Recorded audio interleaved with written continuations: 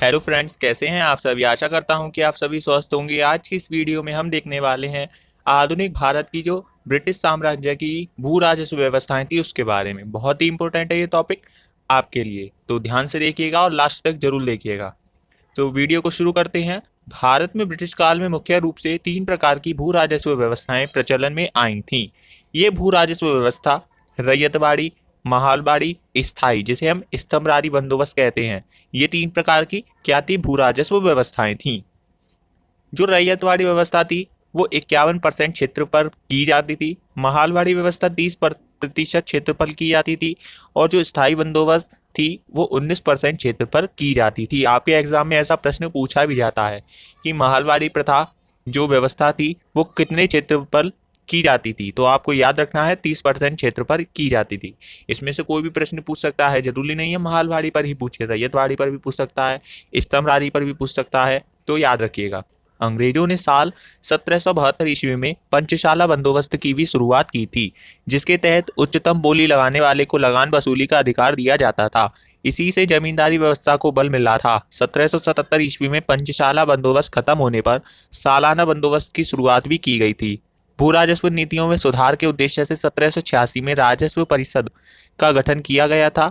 साल 1793 ईस्वी के स्थायी बंदोबस्त के साथ इसकी समाप्ति हो गई थी। किसकी?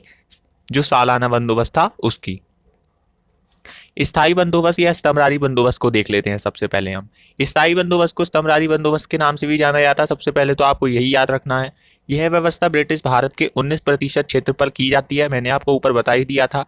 पिट्स इंडिया एक्ट जो कि 1784 में आया था ना, तो ईस्ट इंडिया कंपनी को बंगाल में स्थायी भूमि प्रबंधन की सलाह दी थी। किसने? पिट्स इंडिया एक्ट ने।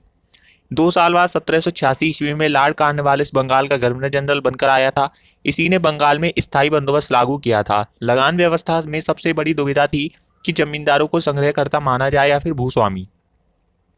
जहां एक तरफ सर जॉन शोर थे, वो जमींदारों को भूमि का स्वामी मानते थे, वहीं जेम्स ग्रांट जो थे वो सरकार को भूमि का स्वामी और जमींदारों को लगान का संग्रहकर्ता मात्र मानते थे। परंतु लॉर्ड कॉर्नवालिस शोर के विचारों से सहमत था। कॉर्नवालिस ने 1790 ईस्वी में दीर्घकालीन यानी कि जो 10 साल का था लगान व्यवस्था लागू की थी, 10 साल के लिए। इस व्यवस्था को कोर्ट ऑफ डायरेक्ट्स की सहमति मिलने के बाद 22 मार्च 1793 ईस्वी को स्थायी बना दिया गया था।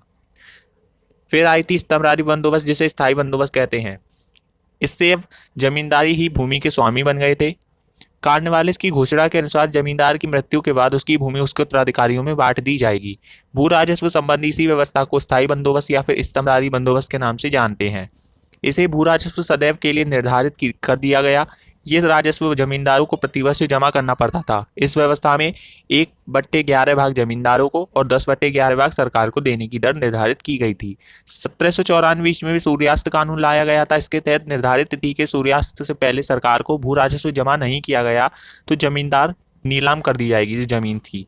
सरकार ने 3 करोड़ 75 लाख रुपये भू राजस्व निर्धारित किया था, परंतु किसानों से जो जमींदार थे वो 13 करोड़ रुपए वसूलते थे। इसी से जमींदारी व्यवस्था में किसानों के शोषण का अंदाजा लगाया जा सकता है। यह व्यवस्था बंगाल, बिहार, उड़ीसा, उत्तरी कर्नाटक व उत्तर प्रदेश के वाराणसी व गाजीपुर क्षेत्र में विस्तृत थी। दूसरा है रैयतवाड़ी व्यवस्था।